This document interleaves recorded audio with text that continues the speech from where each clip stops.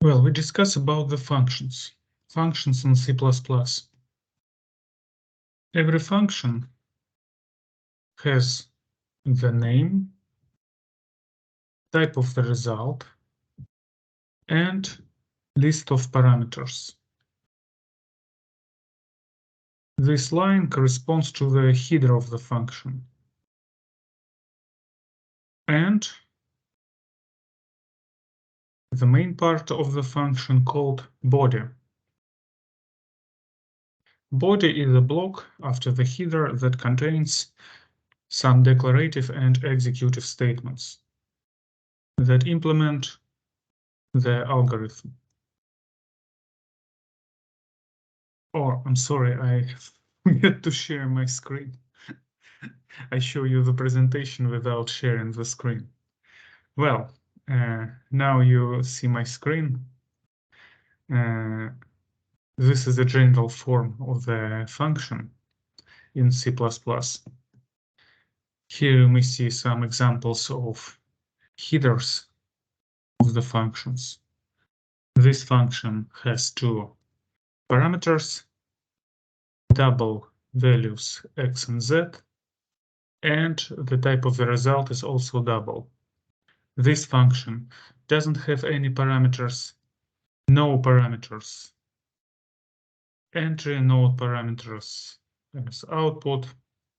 This function has one in parameters s and out parameter also of the type int. If the function returns some parameter, in the body of the function you should include the special statement return and the expression. The result of this expression will be returned to the statement from which this function was called.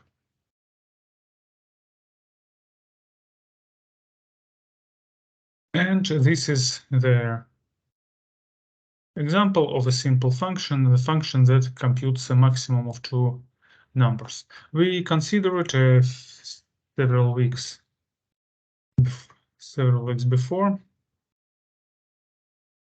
I am very briefly show you this example again. Let me switch to Visual Studio. I copy this example here. I only include the brackets. This is the header of the function. This is the body of the function. The function returns the maximum between these two numbers. And how to call this function? I can declare two values, for example, x and y. And after that, I can call this function max, and I can pass the actual parameters x and y instead of formal parameters a and b.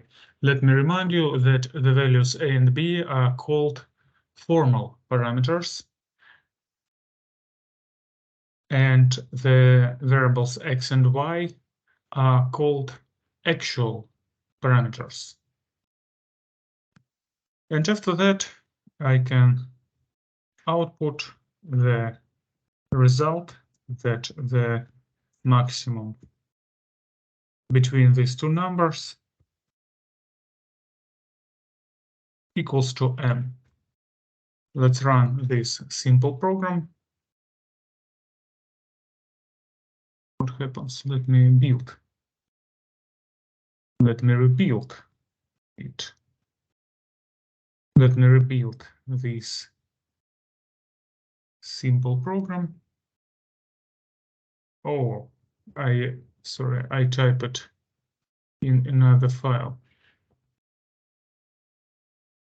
Let me copy this code here. Now it works. Let's run. And we see the answer that the maximum equals to 10. Again, the main points. This is a definition of the function. I declare the header. I write the body. And in the main, I call this function.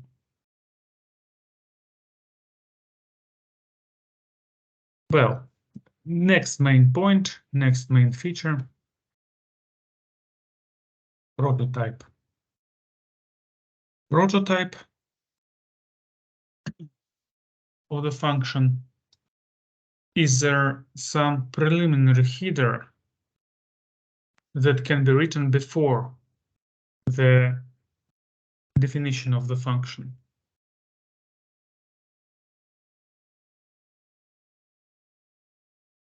I can write the header before the definition of the function. In the case, if I want to separate the definition and declaration of the function into several files, I can show you some simple example now. And call of the function, I already showed you the example how I can call the function max. And this is the more or less the same program that I already showed you in Visual Studio.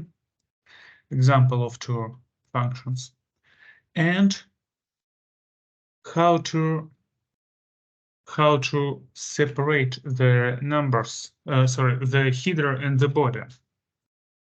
Well, the most simple and understandable way is to write the function here. But suppose that I write the function max after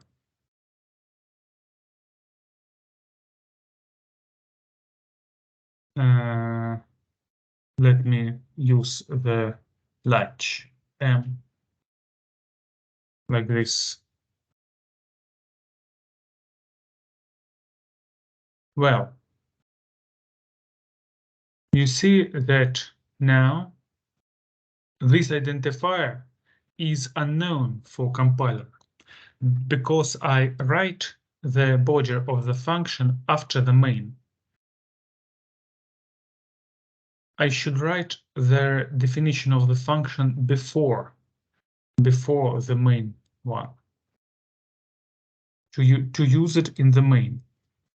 But to avoid this mistake, I can write here so-called prototype, just a preliminary header. This header tells the compiler that somewhere below it will be the definition of the function max, and I can use it here in the main function. Now the program will be correct. But of course, this construction seems very strange. But I can separate the definition and the declaration of the function into several files. Let me show how I can do it.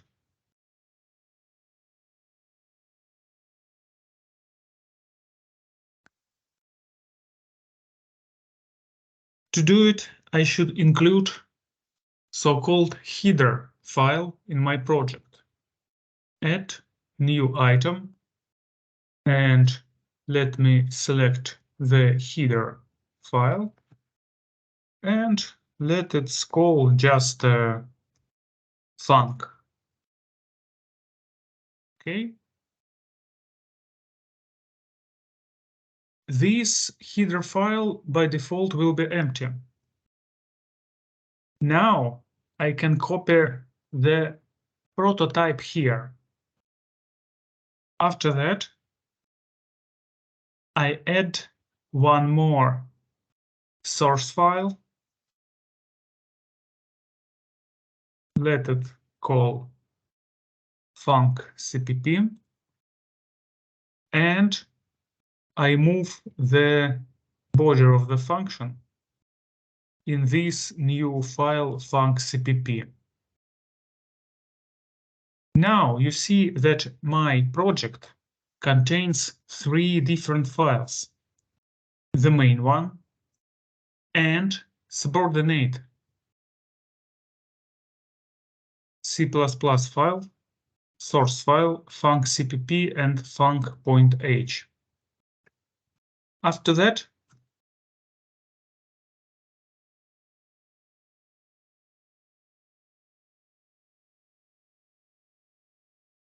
I can write here include func.h, and I can use the functions that are declared here. In my example, there is only one declaration of the function max, but I can use it.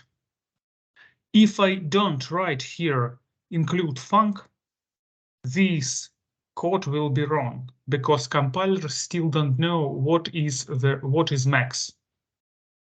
But if I write here this additional include,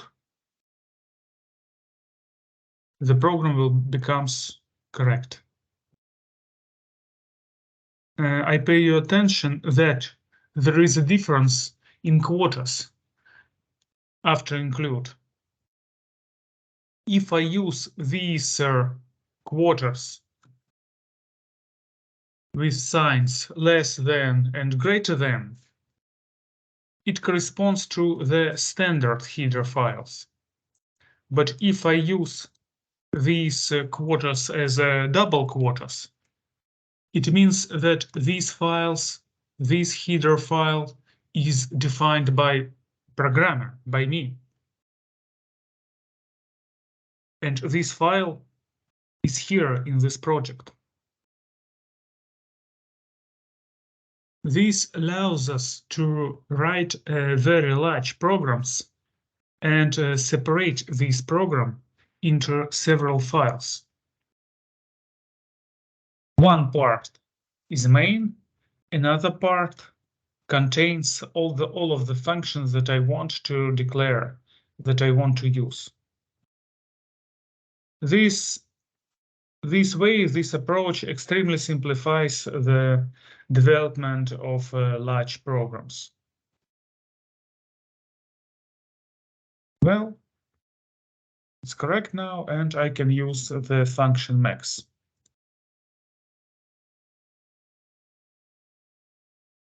Is it clear? Do you have some questions about using header files in your program?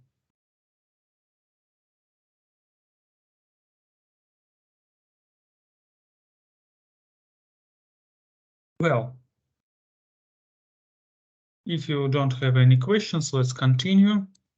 And the next point that I want to discuss with you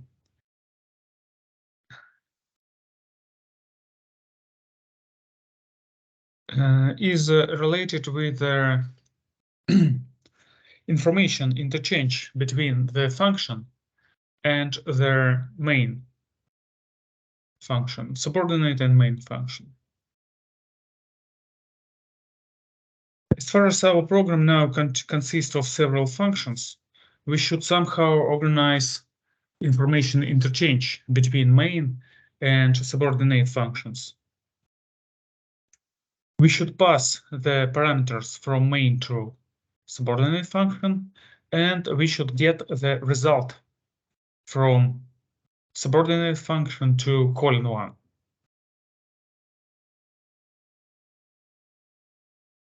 For receiving data, the list of parameters is used.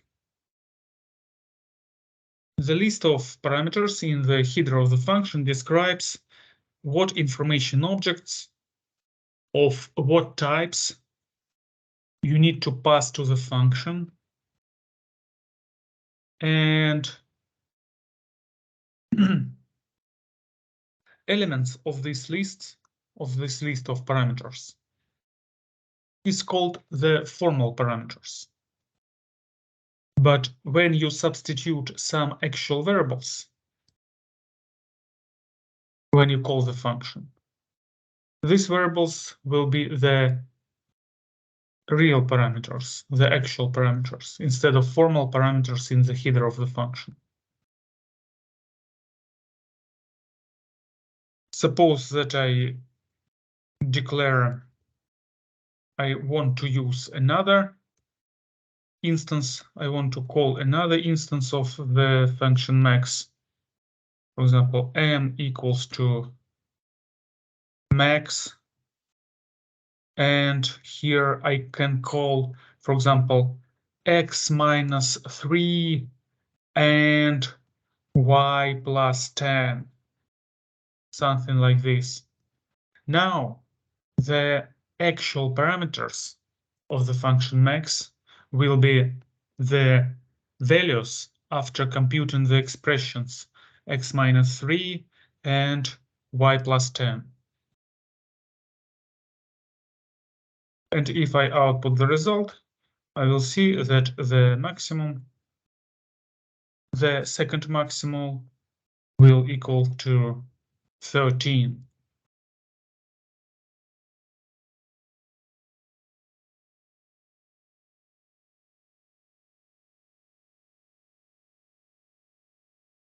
And how to return the result of the function into the main one, into the main function.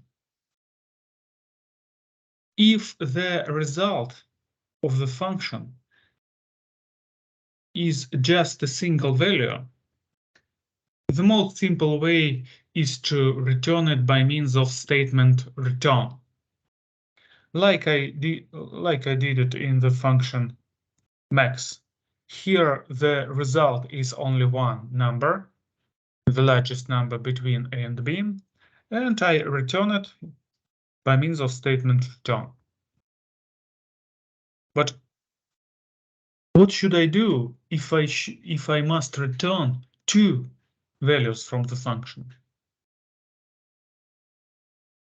In this case, it's possible to use the formal variables, the formal parameters as well, but in a specific way. So all of the parameters can be divided into two groups: entry or in parameters and output parameters. In parameters are used to pass their values into the function, and output parameters are used to get the result obtained by the function.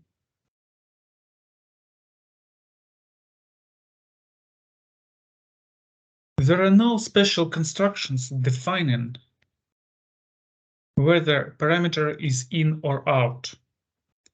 Everything depends on the type of the parameter, which defines the way of data interchange.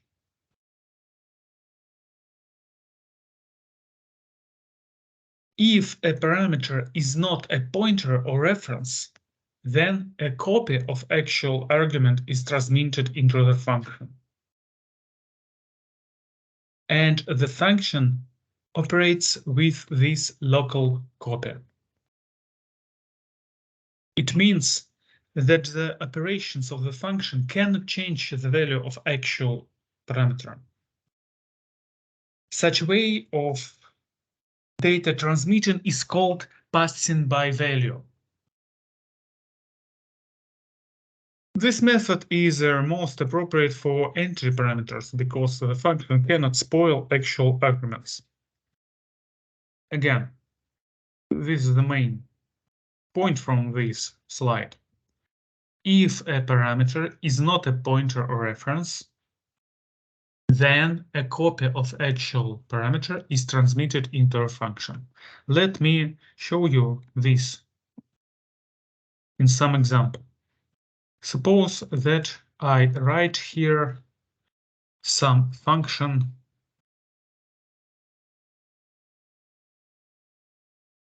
with with name change, and suppose that this function has suppose just one parameter, a.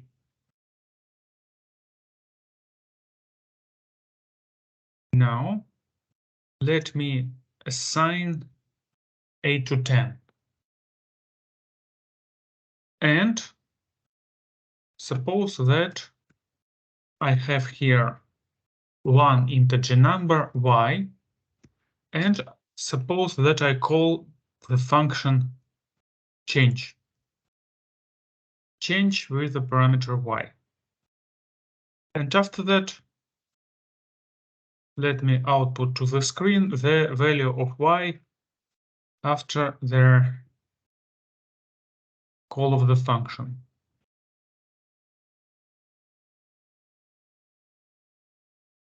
By the way, I can output the value of y before.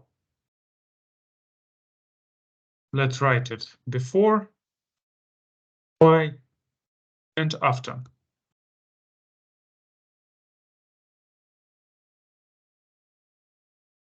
Before the function call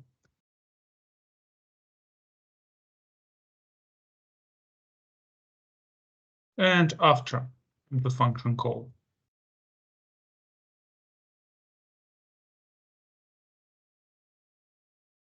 Well, what this function do? What the function? It just change the value of a. It gets the parameter and assign new value 10. Initial value of y is 3. But what will we see on the screen if I call the function change? We will see 3 2 times before and after the function call. Before and after y equals to 3. How it happens? Here I assign a to 10. But let me put one more output statement here. And let me write the message inside the function. Inside the function, a equals to a.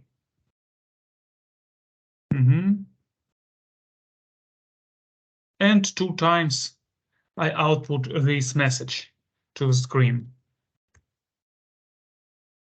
What will we see? We will see this message that before the function call y equals to 3, inside the function, in the beginning of the function, a equals to 3, after this operator, a equals to 10, but after the function call, the value of variable y still be 3. This happens because not a real value y is passed to the function change, but a copy of y is passed to change. And here we use a copy of this variable.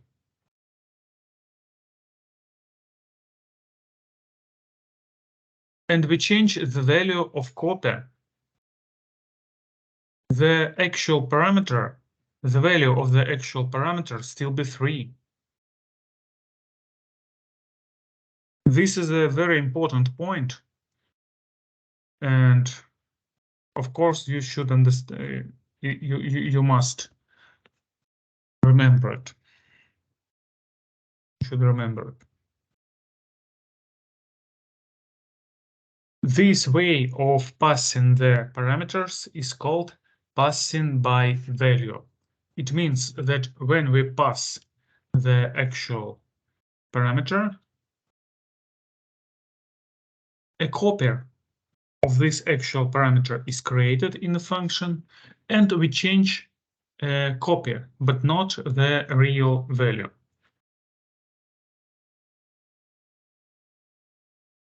Now, what happens if we will use, I skip the using pointers because it's not, because it's a rather complex way of changing the parameter, and we consider the most simple way using references.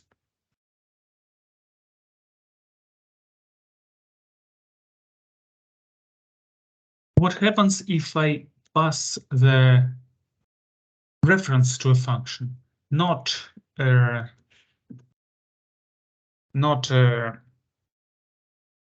variable, but a reference?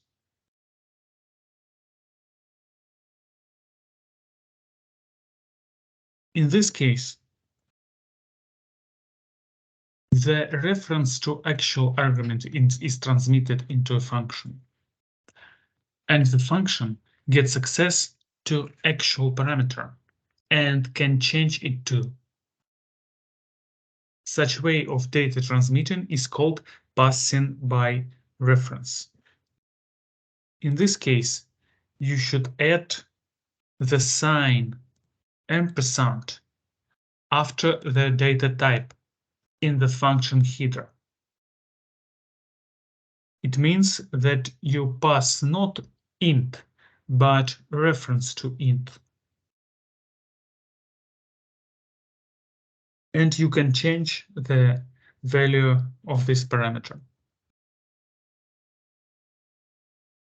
Very, very simple. I just put here the sign of reference. I put here the sign of reference, and in this case, we will see in the main function that the value of y after the function call will be 10. The value will be changed.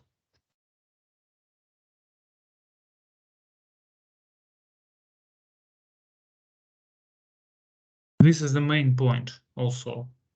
If you want to see that in the main function, the changes in the values of subordinate function, you should pass the parameters by references. The most simple example is the function that swaps two numbers.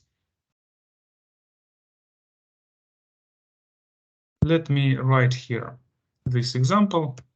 I just use swap, the name. How to change two values, how to swap two numbers. I introduce a new variable z. I assign x to z. After that, I reassign a new value to x, and I use z to assign a new value to y. After I call swap, the values of x and y will be changed. Let me use here another notation, another variables a and b with values 10 and 3. And let me call the function swap a and b, and let's output the values of a and b before and after the function call. Here a space and b, a equals to a and b equals to b, and the same construction after the function swap. Let's see on the result. We will see that before the function the values of a and b was 3 and 10, but after the function call, the values will be 10 and 3. The values are changed. But suppose that I forget to write the sign of the ampersand here. In this case, the program still be correct. Yeah, you see that compiler compiles this program without any messages. The program is correct.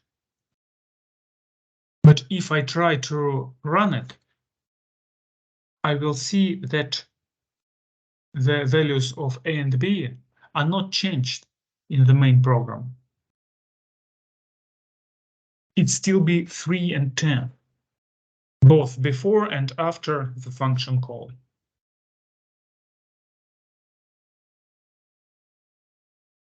Well, again, I repeat the main point.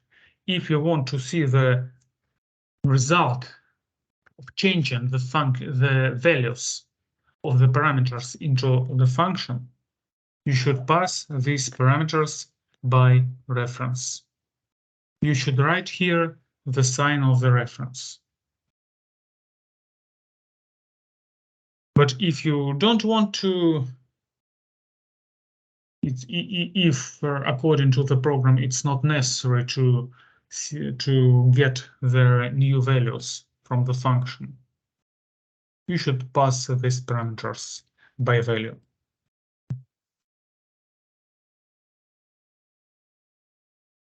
In this case, the result, we will see the changes in the variables.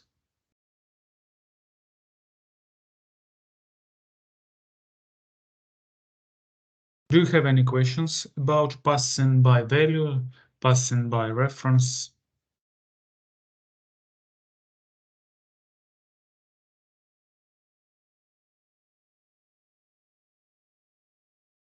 Any questions? Is it clear?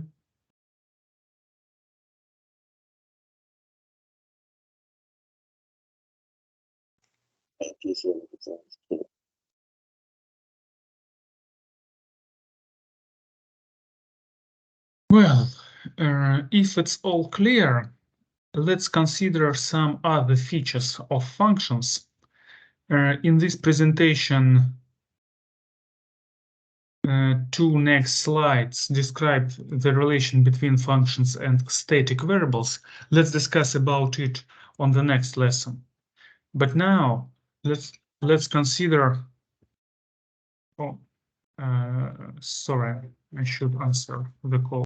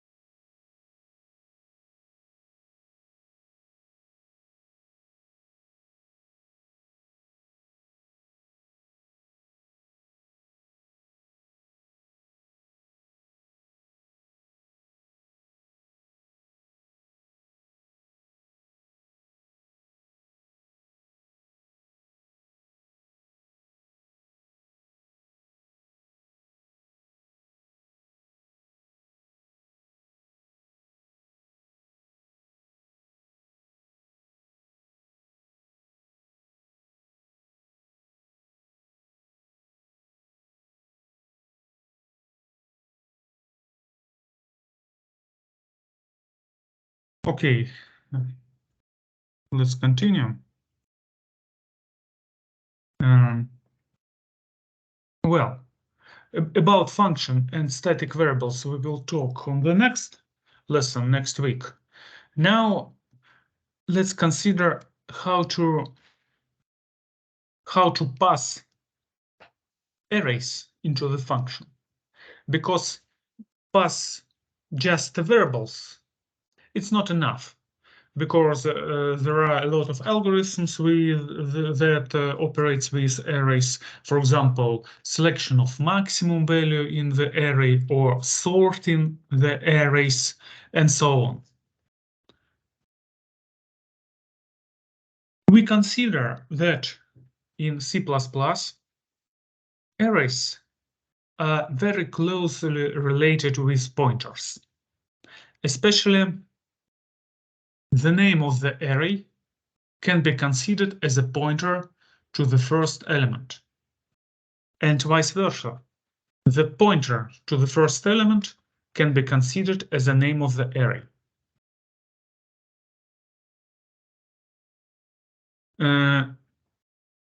This duality of the pointer allows us to use it to pass the array into the function. Here on this slide, you may see the typical construction, the general construction of passing the array.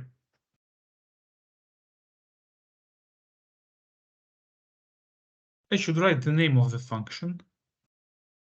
After that, I should write the pointer array of some type of the array element. And it's very important that the second parameter, it must be the size of the array. It must be the size, because when we pass the pointer to a function, the size of the variable, the size of the array is unknown into the function. The function just gets the pointer, and the number of elements in this array is not known. To avoid this mistake, to avoid this, we should use the second parameter that specifies the size of the array.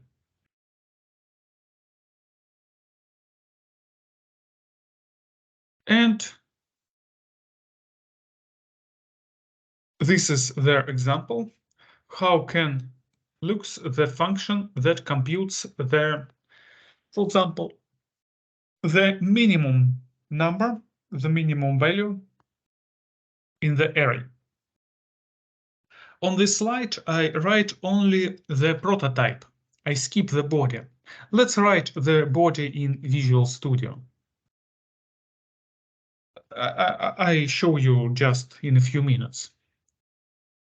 Here it's written a prototype, and here it's written the call of the function. In this example, the array has type int6, the array with 6 parameters, but this type will be automatically converted into the pointer to integer when you pass the name of the array as a parameter. Let's implement this example in Visual Studio. I switch into Visual Studio, and let's write the function min that finds the smallest number into the array. How to find the smallest number? I should declare some temporary variable.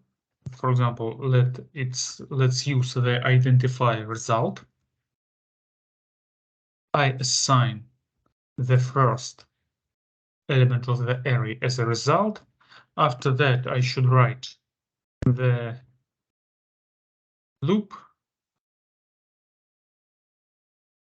I starts from 0, I smaller than array size I++, and if current element of the array is smaller of the result, we should update the result. Result equals to array with index I.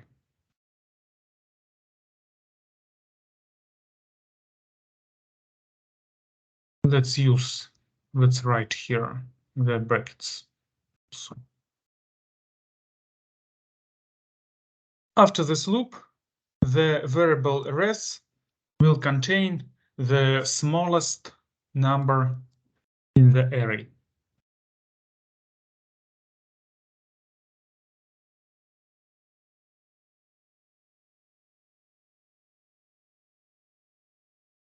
When the loop is finished, I should return this result.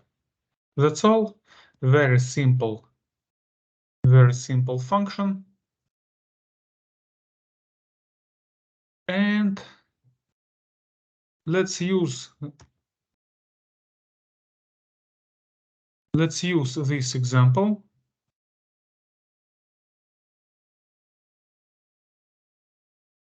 Let's use this example.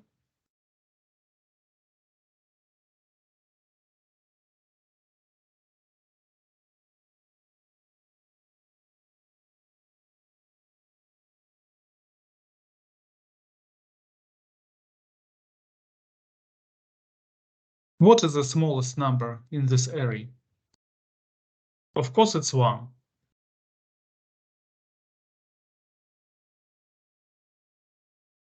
Let's check it that the smallest number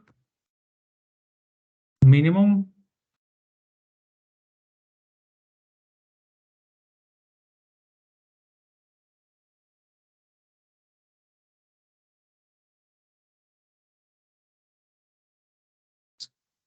equals to 1. Let's output this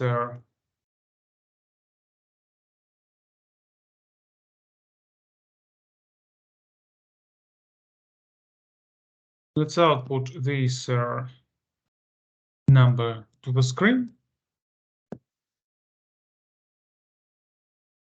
Yes, we see that the minimum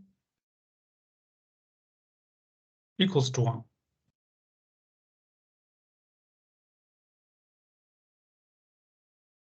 Again, to pass the elements of the array into the function, I should pass the name of the array. Here, the name of the array will be considered as a pointer to the first element.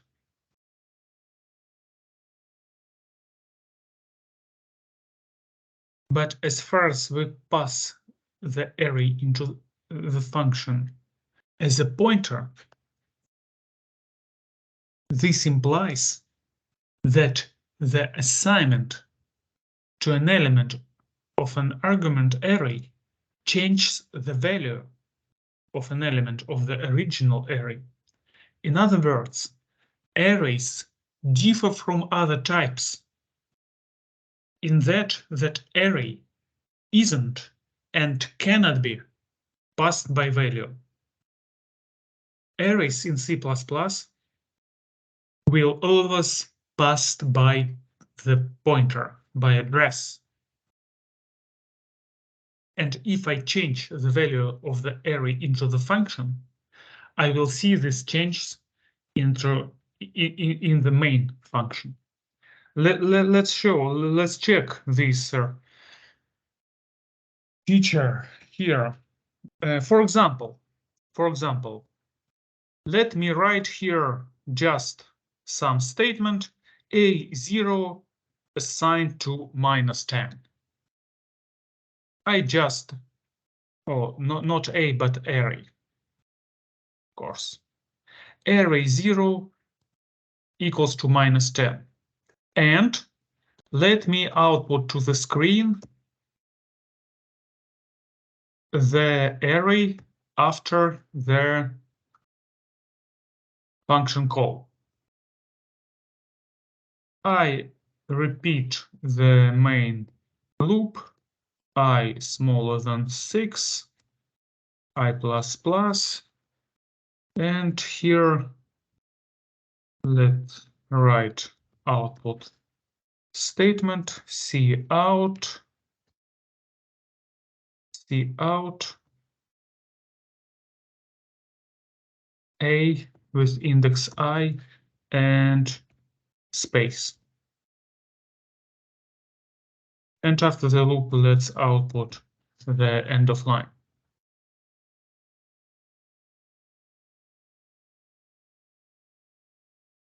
I change the array inside the function.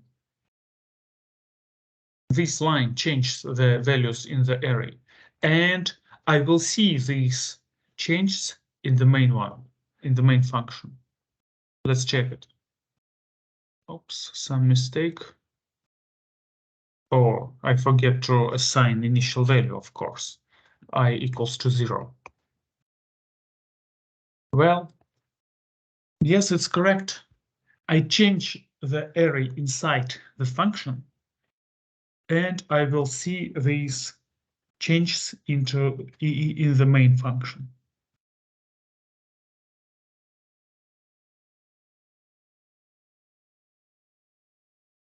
This feature differs the array from all other information objects in C++. If I consider just a variable, I can pass this variable into the function by value or by reference. But if I want to pass an array into the function, this array can be passed only by pointer, only by reference. It means if I change the array inside the function, these changes will be available in the main one.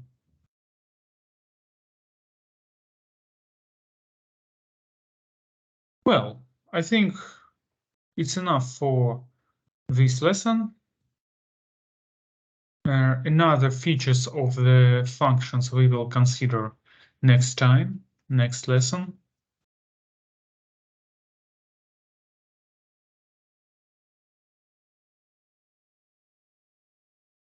Now I stop sharing my screen. Well, do you have some questions about the functions? Because all their examination questions will look like this. Write the function that implements some algorithm. For example, write the function that selects the largest element into the array, or write a function that changes the order of the elements in the array, and so on. This topic is very, very important.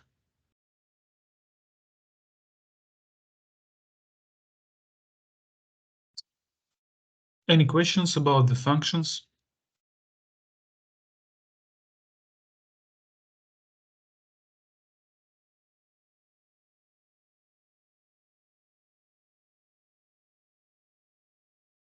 Okay, if you don't have any questions, let's finish our lesson. I stop recording. Next week